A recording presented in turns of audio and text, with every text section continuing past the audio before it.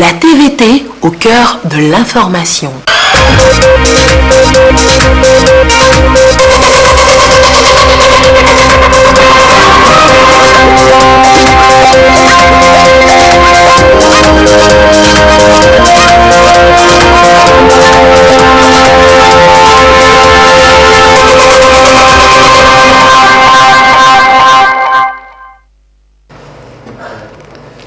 Il est l'heure du journal sur la télévision togolaise. Mesdames, Messieurs, bonsoir et voici les titres de cette édition. Les artistes togolais devront bientôt mieux vivre de leur art. Les députés à l'Assemblée nationale ont donné leur accord pour la ratification du traité de Beijing sur les interprétations et exécutions audiovisuelles. Les précisions dans cette édition. Les Loméens pourraient célébrer les fêtes de fin d'année sous couvre-feu. L'idée est née de la Coordination nationale de riposte et alimente déjà les discussions. Vous écouterez certains Loméens dans ce journal. Et puis le Togo, comme les autres pays de la CEDEAO, veulent professionnaliser la pêche et l'aquaculture. Les responsables de plusieurs de ces pays donc tablent sur la question depuis ce matin à Lomé. Le compte rendu à suivre dans le courant de cette édition. Voilà donc pour les titres. Le Togo veut permettre à ses artistes d'obtenir une part équitable du revenu de leur production audiovisuelle. Les députés à l'Assemblée nationale ont autorisé ce jour le pays à ratifier le traité de Beijing sur les interprétations et exécutions audiovisuelles. Un outil de protection et de sécurisation de leur production, de quoi leur permettre de mieux vivre de leur art. Et c'était donc au cours de la 13e séance plénière de la 2e session ordinaire de l'année, dont Augustin Kossi en fait le compte rendu. Un nouveau mécanisme pour mettre fin à la piraterie ou au manque à gagner dans le secteur culturel au Togo. Le Parlement vote et autorise le pays à adhérer au traité de Beijing sur les interprétations et exécutions audiovisuelles. Ce traité assure la protection des droits des artistes, interprètes ou exécutants sur leur production audiovisuelle. L'artiste-interprète, c'est un artiste qui chante, qui déclame ou qui récite. Un artiste-interprète, c'est un artiste musicien, par exemple, qui interprète une œuvre. En fait, c'était plus les artistes, les auteurs qui étaient protégés par rapport au son de leur phonogramme. Aujourd'hui, les interprétations et les exécutions sont également protégées. C'est-à-dire qu'ils peuvent tirer profit de leur interprétation et exécution sur tout type d'exécution audiovisuelle. Ce traité comporte également des avantages au plan juridique. Ces avantages-là permettent aux artistes désormais de pouvoir non seulement autoriser ou interdire la diffusion de leur interprétation ou de leur exécution. Ces droits sont également des droits moraux, c'est-à-dire ils permettent aux artistes de pouvoir demander que leur nom soit mentionné en tant que tel, en tant qu'artiste, sur ces œuvres-là. Et toute mutilation et toute déformation de l'œuvre est interdite. Aux questions soulevées par l'évolution dans les domaines économiques, culturels et techniques, le traité de Beijing apporte des réponses appropriées. Pour le commissaire du gouvernement, il représente une avancée importante pour la protection des œuvres, des artistes interprètes et exécutants. Le soutien et l'accompagnement dont nous bénéficions à nos premiers pas à l'hémicycle. Aussi, voudrions-nous remercier la Commission des relations extérieures et de la coopération pour le travail remarquable abattu qui a permis la ratification du traité de Beijing sur les interprétations et exécutions audiovisuelles adoptées à Beijing, en Chine, le 4 juin 2012, qui ouvre de nouvelles perspectives pour les artistes togolais. La présidente de l'Assemblée nationale, Tchega Yawadjigbodi, salue un outil juridique qui va favoriser l'adoption d'une législation relative aux droits d'auteur et aux droits connexes efficaces. Le traité de Beijing a été adopté par les États membres de l'Organisation mondiale de la propriété intellectuelle le 24 juin 2012 à Beijing, en Chine. Le Togo est le 36e pays à ratifier ce traité entré en vigueur en avril dernier. La santé maternelle et néonatale est une priorité pour le gouvernement qui a rendu gratuite la prise en charge de la femme enceinte tout au long de sa grossesse. Une mesure forte qui entrera en vigueur très bientôt. L'initiative permettra de délivrer 4 types de prestations aux bénéficiaires. Plus de détails dans ce dossier signé Dodo Wari. Plus de dépenses hospitalières pour la femme enceinte en 2021. Dès les consultations prénatales jusqu'à l'accouchement postnatal, l'État s'en charge. Plus de 7 milliards vont être débloqués pour la mise en œuvre de cette mesure. Le programme concerne essentiellement les unités de soins périphériques et prend en compte 4 prestations. Planification familiale, consultation prénatale, accouchement et césarienne. L'impact se mesure aussi bien au niveau de la femme enceinte que du personnel soignant. Les femmes en âge de procréer qui sont concernées par ce programme représentent 25% de la population de Togo.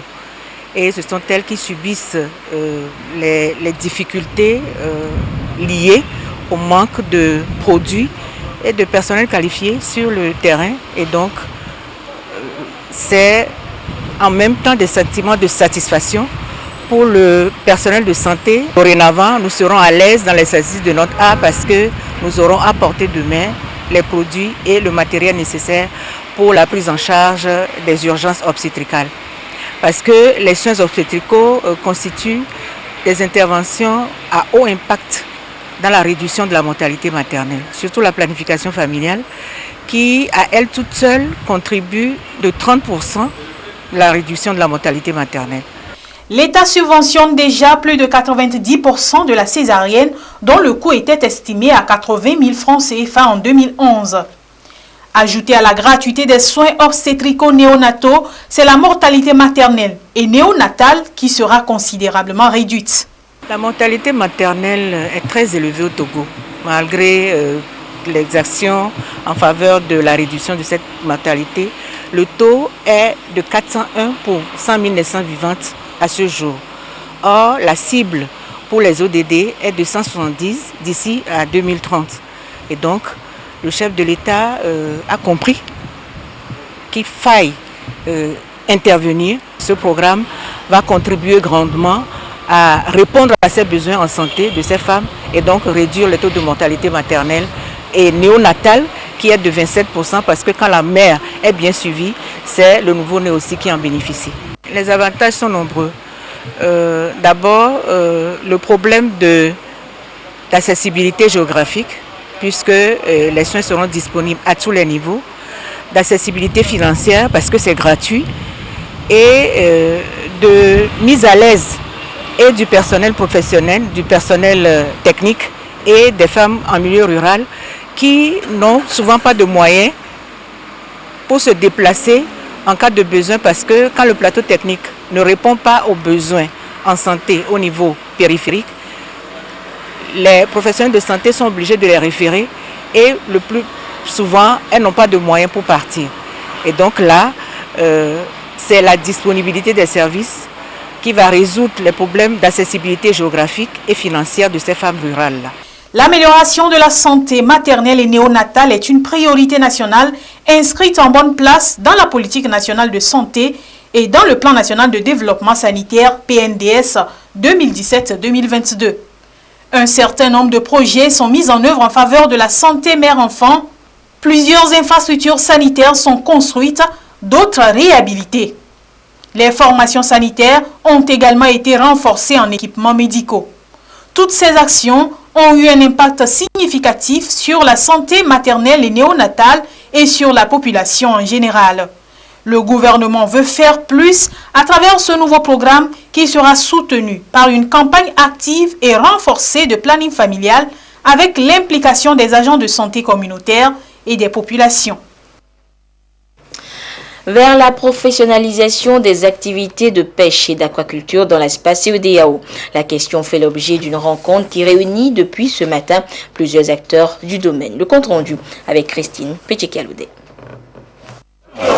La région ouest africaine contribue à hauteur de 21% à la production aquacole de l'Afrique et à 57% à celle de l'Afrique subsaharienne. Au Togo, le secteur contribue à 4% au PIB du secteur primaire et emploie plus de 22 000 personnes, dont 10 000 pêcheurs et 12 000 mareyeuses et transformatrices de poissons. Malgré les efforts consentis, des difficultés persistent. La mise en place de la plateforme nationale des acteurs non étatiques du secteur de la pêche et de l'aquaculture et leur formation cible la professionnalisation du secteur de la pêche et de l'aquaculture. Aujourd'hui, nos partenaires de la sous-région, la CEDEAO, appuyés par l'Union européenne, et veulent nous organiser et nous prendre comme tels pour faire partie désormais comme une entité appartenant à leur organisation. Nous serons reconnus internationalement et tout ce qu'on aura à faire, il y aura des appuis techniques et financiers directs. Le PANEPAO, c'est la plateforme régionale. Maintenant, nous allons dans les pays pour avoir des plateformes nationales. La première chose à faire, c'est de les structurer. Ils vont savoir quels sont leurs droits, leurs obligations, quels sont les textes qui sont en vigueur. On va les aider à définir un plan d'action avec un budget et sur lequel la CEDEAO, avec ses partenaires financiers et techniques traditionnels, vont essayer de travailler. La pêche fournit au Togo environ 25 000 tonnes de poissons par an et couvre 30% des besoins de la population. Un certain nombre de contraintes ont été relevées. C'est la surexploitation des stocks, la pêche illicite, non déclarée, non réglementée, le changement climatique, la pollution des écosystèmes marins et côtiers, l'insuffisance de la coordination et collaboration entre les États et l'insuffisance des moyens financiers. Ce sont des contraintes lorsque vous allez vous structurer et ça permet en fait au pouvoir public d'avoir en face d'eux un interlocuteur pour justement lever ces contraintes. Cette rencontre vise une approche participative et inclusive de tous les acteurs non étatiques afin de leur permettre de jouer pleinement leur rôle et ainsi mieux s'impliquer dans les efforts du développement durable du secteur de la pêche et de l'aquaculture. Les fêtes de fin d'année seront probablement célébrées sous couvre-feu, du moins dans le Grand Lomé, une mesure drastique envisagée à l'issue de la dernière réunion de la coordination de la riposte contre la maladie et qui alimente déjà les discussions depuis ce lundi. Mais que disent les Loméens de cette probable mesure? Clarisse Aticlé a rencontré quelques-uns d'entre eux. Voici son reportage. Les fêtes de fin d'année à l'épreuve du Covid-19. La pandémie est toujours d'actualité et les esprits sont préparés d'ores et déjà pour des célébrations exceptionnelles. Il est donc envisagé, à l'issue de la dernière réunion du comité de coordination de la riposte au Covid-19, un éventuel couvre-feu durant la période des fêtes de fin d'année. Cette mesure restrictive a pour objectif la célébration de la fête de Noël et du Nouvel An sans propagation du coronavirus. Pour les citoyens, cette éventuelle instauration du couvre-feu est à saluer. Moi, je suis pour que ce couvre-feu tienne lieu pour protéger, épargner la vie humaine des gens. Sinon, nous risquons d'atteindre des taux élevés de cette maladie. La fête, elle peut se faire aussi en famille à la maison. Il ne suffit pas de sortir toujours. On peut rester aussi chez soi et fêter en famille. C'est la meilleure même que moi, la meilleure façon de fêter même. Pour moi-même. On se rappelle aux États-Unis, avec le Thanksgiving, on a vu que le cas de Covid s'est augmenté. Donc si le gouvernement peut prendre cette mesure ici, pour cette période de fête, ça serait une bonne chose. Parce que ça s'augmente de jour en jour, et il va falloir que le gouvernement prenne ses responsabilités et que nous-mêmes, nous, la population, nous faisons notre partition. Je dirais couvre-feu, oui, pour sauver les vies. Parce qu'après la fête, la vie continue. Il ne faut pas oublier qu'il y a la vie après la fête. Donc il faut se protéger. Et je pense qu'un couvre-feu sera une bonne solution. Le couvre-feu, là, ça ne va pas nous tuer. C'est pour un temps. Après, on peut fêter quand on veut. C'est une bonne chose. Parce que les fêtes de fin d'année rassemblent souvent beaucoup de personnes. Entre amis, les parents, les connaissances. Et donc avec l'effet de l'alcool, je pense que les gens vont dévier complètement.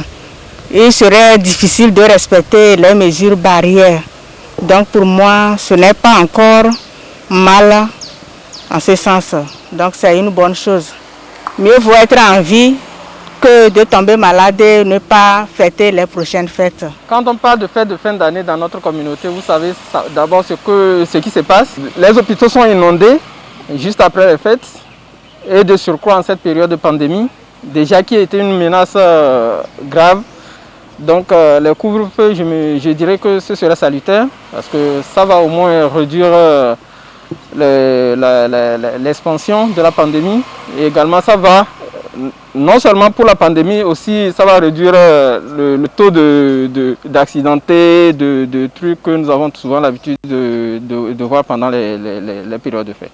Si certains ne voient pas d'inconvénient à célébrer les fêtes de fin d'année dans le confinement, d'autres par contre, comme les tenanciers de bars et les restaurateurs, émettent des réserves. En fin d'année, c'est le moment des divertissements. Donc nous savons tous que la maladie circule. Nous allons prendre les mesures de précaution. Si on ferme les boîtes et les restaurants, alors là, je pense que les ouvriers seront mis en dehors. Et nous allons mettre en place les mesures de barrière, tout en ayant soin de prendre les distanciations et porter les cache-nez. Je pense que ça peut aller. Nous qui sommes dans les affaires, ça ne nous arrange pas aussi. Nous qui sommes restauratrices et tout, ça ne nous arrange pas. Parce que quand il y a couvre-feu, personne ne vient au restaurant. Oui, tout le monde reste au bureau, le soir, ça ne nous arrange pas. Je ne suis pas d'accord, mais une part, c'est notre sécurité aussi par rapport à la maladie. Les périodes de fête de fin d'année sont des moments privilégiés pour certains de renouer avec la foi chrétienne et de renforcer davantage leurs relations avec Dieu. Les hommes d'église ont déjà leur petite idée sur cette probable mesure envisagée. Vous savez, tout ce qu'on appelle fête, il n'y a pas de mesure. Nous croyons que on ne s'oppose pas à ces mesures. Ce que je pourrais seulement, peut-être la clémence, que je pourrais demander pour les veillées Saint-Sylvestre, les fêtes surtout, qu'ils prennent en compte, qu'à part que ça puisse vraiment prendre en compte à partir de 23 heures. S'ils pourront arrêter à partir de 23 heures, ça allait aider beaucoup de chrétiens. C'est là la doléance que moi je demande. Sinon, pour la mesure, pour la santé, on est d'accord. Il faut se protéger et protéger ton frère, ta soeur, pour que les gens puissent fêter, c'est-à-dire prier, demander la grâce de Dieu, parce que nous croyons même que cette maladie, Dieu, il est souverain, il peut intervenir, il va intervenir. La pandémie du Covid-19 a déjà fait une soixantaine de décès avec plus de 3000 cas de contamination au Togo. Et parlons toujours de la pandémie. À ce jour du lundi 7 décembre 2020, la situation de la pandémie donc au nouveau coronavirus Covid-19 se présente comme suit au Togo. Le nombre de cas confirmés est de 3111, 16 nouveaux cas depuis hier. Le nombre de personnes guéries est de 2677. 24 nouveaux guéris depuis hier. Le nombre de cas actifs s'élève à 369 et le nombre de décès est de 65. C'était un communiqué signé par le ministre en charge de la Santé, professeur Moustapha Mijiawa. Désormais, les services centraux des douanes sont logés au siège de l'Office togolais des recettes, OTR. La cérémonie de la délocalisation officielle a eu lieu ce matin au siège donc de l'OTR. Le reportage est signé Abel Aboti et Luc Assi.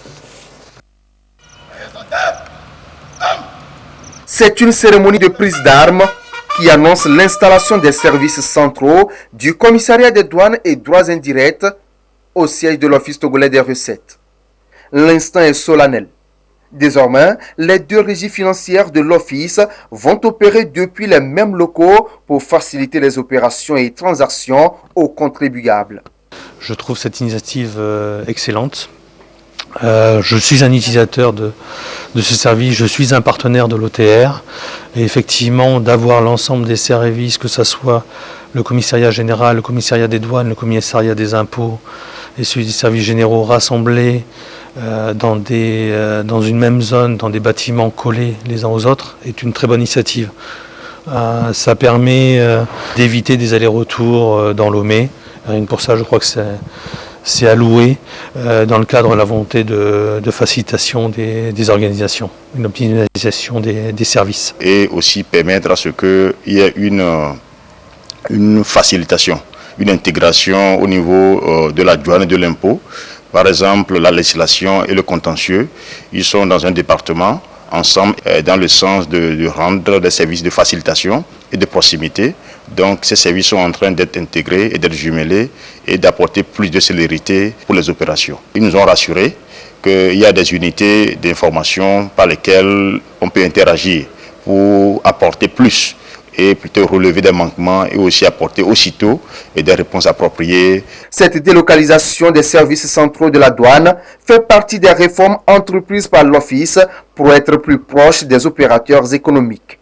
L'idée est de mieux répondre aux attentes des populations. Nous voici ensemble désormais réunis au siège de l'Office togolais de recettes. C'est la poursuite normale de la réforme engagée par le gouvernement et qui consiste à mettre ensemble les services des douanes et des impôts.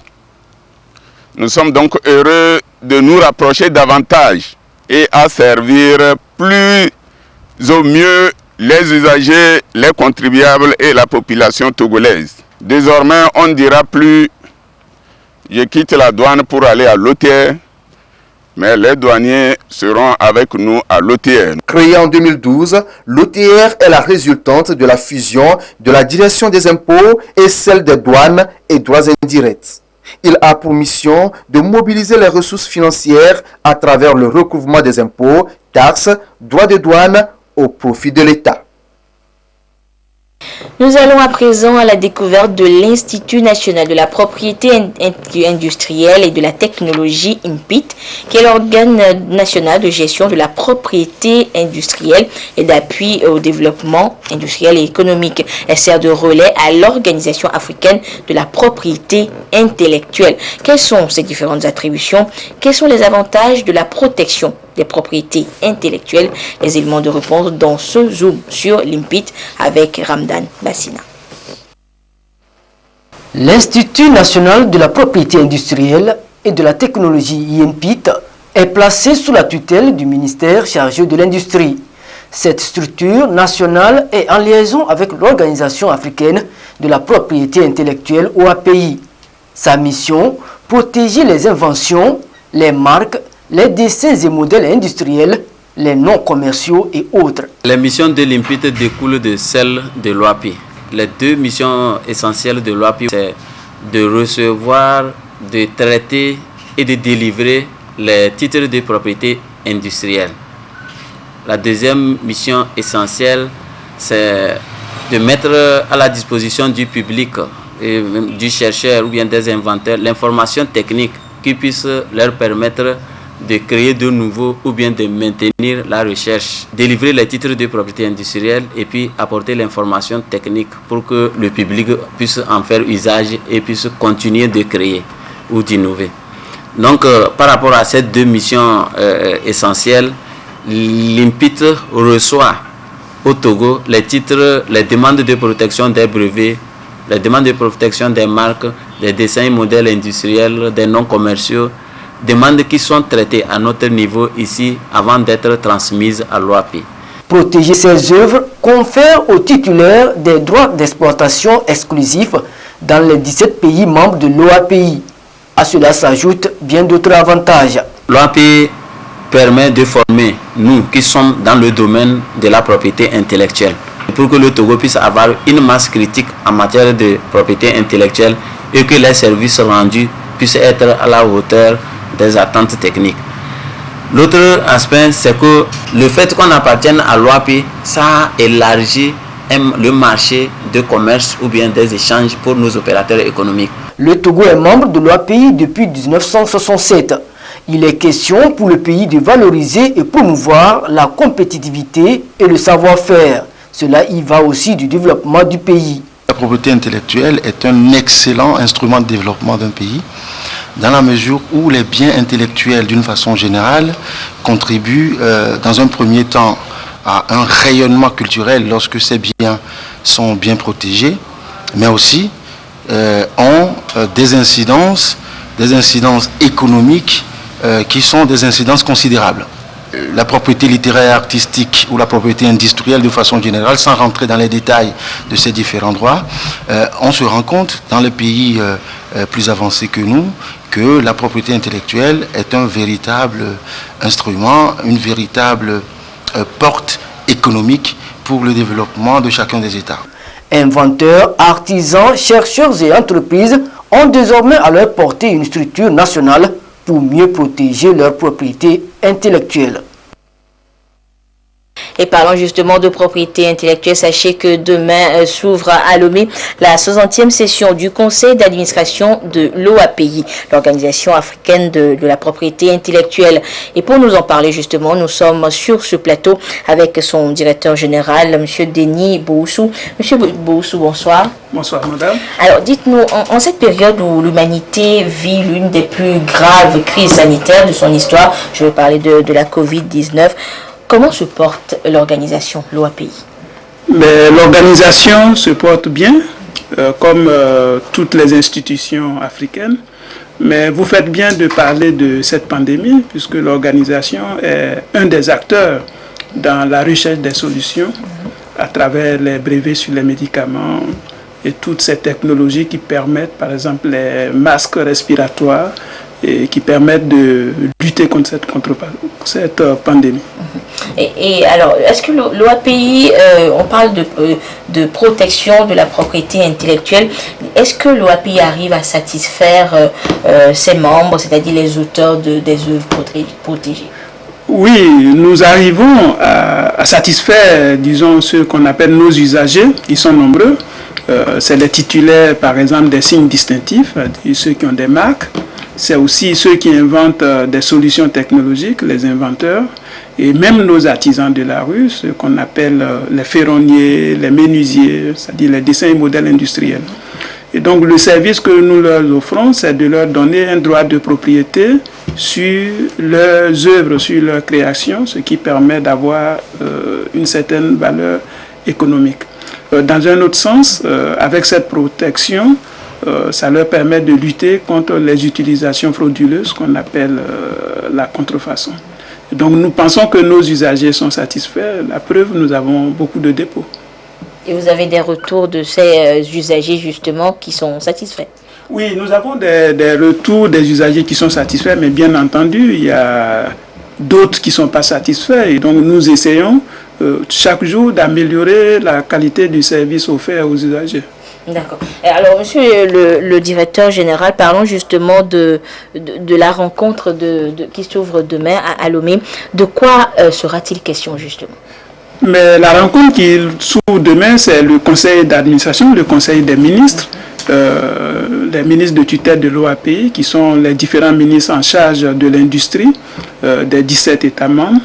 Mais il faut dire en passant, c'est le 60e conseil d'administration, pour dire que l'OAPI est une des plus vieilles institutions régionales de développement qui a été créée le 13 septembre 1962. Et il s'agit pour les représentants des États, que sont des ministres, d'avoir un compte rendu de la marche des activités de l'OAPI et aussi de fixer le cap, les grandes orientations pour l'année à venir.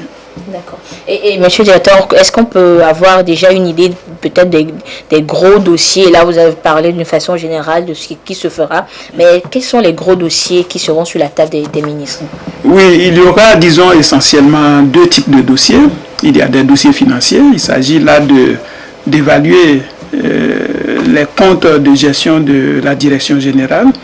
À cet égard, il faut dire que les résultats sont assez bons. On attend la validation par les ministres. Mais également, il y a des dossiers techniques, à savoir que l'OAPI est un instrument d'appui au développement technologique. Or, il se trouve que la plupart de nos inventeurs, une fois qu'ils ont inventé, n'ont pas le soutien nécessaire pour aller mettre ce produit-là sur le marché. Et donc il s'agit là à ce conseil de décider de la mise en place d'un mécanisme de financement de l'invention et de l'innovation, ce qui permettrait aux inventeurs de transformer leur savoir-faire en produits sur le marché. D'accord. Alors, monsieur le directeur, en parcourant le programme de cette session, on voit que les dirigeants de plusieurs organisations de propriété intellectuelle de par le monde seront présents et également vont intervenir durant les travaux. Alors, dites-nous, quelle place occupe l'OAPI justement sur le plan international? Oui, l'OAPI occupe une place importante dans l'écosystème de la propriété intellectuelle. D'abord, du point de vue historique, c'est la première organisation d'intégration au monde qui couvre 17 États et dont les actes ont automatiquement effet dans les 17 États. Du point de vue de ces activités, l'OAPI est un acteur important du système mondial de propriété intellectuelle. À titre d'illustration, l'OAPI est en charge d'un dossier des marques au niveau mondial, du système mondial des marques. Et donc, la plupart des offices des autres pays, y compris des offices mondiaux, malgré cette pandémie, ont décidé de nous accompagner. Et donc, avec les moyens modernes, ces différents partenaires vont intervenir en direct depuis le Japon, la Chine, la Russie, Singapour, le Canada. Et tout ça, c'est pour témoigner leur amitié. D'accord. Alors, l'OAPI, est-ce que l'OAPI arrive à opérer des mutations nécessaires pour s'adapter à l'évolution du monde lorsqu'on sait aujourd'hui que notre monde est en perpétuel changement, en perpétuelle mutation? Oui, on peut le dire sans embâche. D'abord parce que l'OAPI a un plan stratégique 2018-2022 qui a anticipé sur cette évolution, ce qui fait que dès la survenue de cette pandémie, nous avons en moins de 60 jours dématérialisé l'ensemble de nos procédures.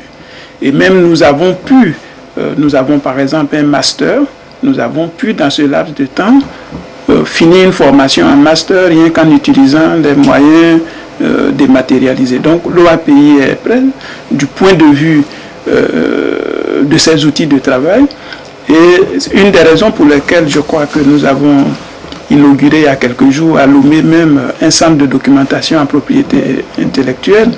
Il s'agit de mettre toutes ces ressources informationnelles à la disposition des États pour pouvoir puiser. Donc l'OAPI est au cœur de ces mutations. D'accord. Alors, vous nous avez parlé des gros dossiers qui seront là sur la table des ministres demain, de tout ce qui se fera lors de la 60e session.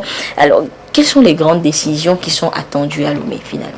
Alors, les grandes décisions qui sont attendues, d'abord sur le plan financier, c'est d'approuver les comptes du directeur général, donc donner quitus s'ils en sont satisfaits. Ensuite, approuver le budget pour l'exercice 2021 et ensuite approuver un certain nombre de dossiers techniques. Par exemple, il y a des textes à caractère normatif.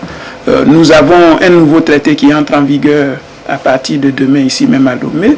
Et donc, il y a un certain nombre de tests d'application qui ont été élaborés, qui seront soumis à l'approbation des ministres, qui constituent l'organe législatif de cette institution.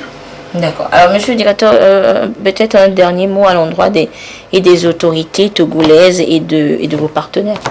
Oui, d'abord, je voudrais vous remercier de l'occasion que vous nous donnez pour vraiment remercier du fond de cœur les autorités togolaises, les plus hautes autorités, parce que ce n'était pas évident, par cette période de pandémie, de pouvoir organiser une réunion qui regroupe 17 ministres et faire toute la logistique, assurer les mesures sanitaires et surtout la qualité de l'accueil. Et cela nous va droit au cœur et ça ne nous surprend pas. Le Togo est un pays d'accueil. Et donc nous invitons, en tout cas nos compatriotes togolais, à prendre à cœur les questions de propriété intellectuelle, puisque c'est l'avenir de l'économie mondiale. D'accord. Merci beaucoup, monsieur le directeur général de l'OAPI, Denis Boussou, qui était venu nous parler, justement, nous annoncer la 60e session du conseil d'administration de l'OAPI qui s'ouvre demain à Lomé. Les programmes de la télévision togolaise viennent de s'enrichir d'une nouvelle émission. Une émission d'exercice physique et sportif pour donner l'occasion à ceux qui sont habitués à faire du jogging à le faire désormais dans leur salon sous la direction avisée d'un coach professionnel. L'émission s'appelle Gym Impact. Elle sera diffusée 2 fois par jour, très tôt le matin, de 5h à 5h30, puis une rediffusion dans la soirée à 23h, c'est-à-dire après l'édition de nuit du journal télévisé. Et je vous propose déjà de suivre un extrait de cette émission.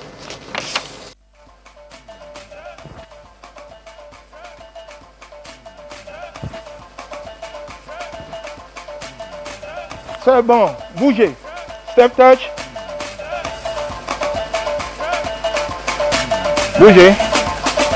Comme ça. Bougez. On monte bien. On monte. Monte. Oui, c'est fini.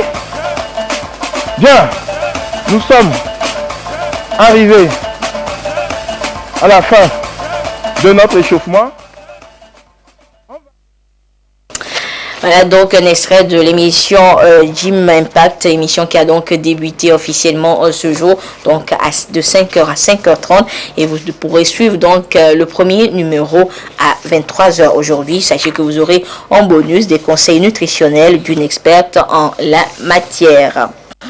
La présidente de l'Assemblée nationale informe les honorables députés que la 14e séance plénière de la 2e session ordinaire de l'année aura lieu demain, mardi 8 décembre 2020 à 9h au siège de l'Assemblée nationale. Et c'est sur ce communiqué donc que se referme cette édition. Merci de votre fidélité à la télévision togolaise. Excellente suite de nos programmes. Au revoir.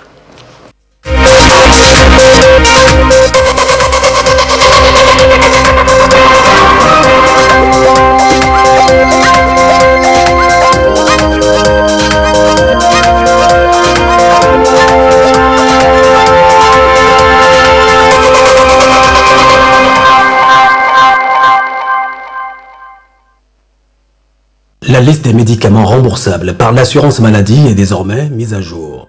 Afin d'améliorer la qualité des soins et de favoriser l'extension de la couverture maladie à l'ensemble des Togolais, l'État met à jour la liste des médicaments remboursables par l'assurance maladie publique. Cette nouvelle liste fixe un prix référentiel de remboursement commun pour les médicaments qui ont la même composition, la même forme et le même dosage.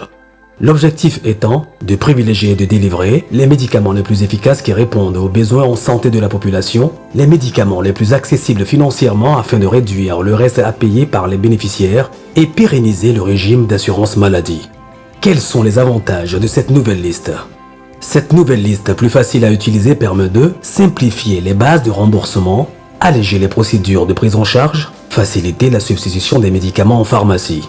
Votre rôle en tant que bénéficiaire est demandez toujours à votre soignant de vous prescrire le médicament efficace dont le prix est plus proche du prix référentiel fixé. Une fois à la pharmacie, si le reste à payer est élevé, ou si le médicament prescrit ne s'y trouve pas, demandez à votre pharmacien de le substituer par un autre médicament équivalent en coût réduit. Patients, prescripteurs, pharmaciens, construisons ensemble une chaîne de confiance pour une assurance maladie publique durable. Agissons pour un système de couverture maladie efficace et bénéfique pour tous. INAM, toujours à vos côtés.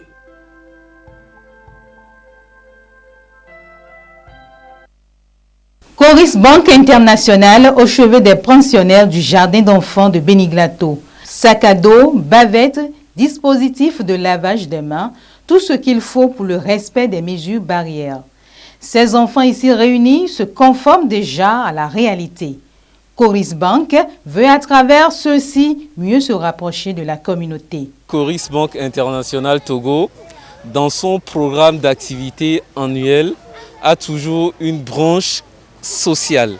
La branche sociale de l'activité, c'est par exemple la remise de dons de divers types à des communautés. Donc depuis notre installation ici au Togo en février 2015, nous le faisons régulièrement chaque année. Et aujourd'hui, nous avons la joie d'être dans le quartier qui nous a accueillis dès notre première présence ici, c'est le quartier Beniglanto. Il était de bon ton que voilà, nous nous rapprochions des représentants du comité de développement du quartier, du chef du quartier et bien entendu du jardin d'enfants qui nous accueille ici pour faire acte justement de ces dons-là. Ici, les enfants de la maternelle ainsi que les enseignantes, communément appelées Tata, ont exprimé leur gratitude aux donateurs à travers chants et danses.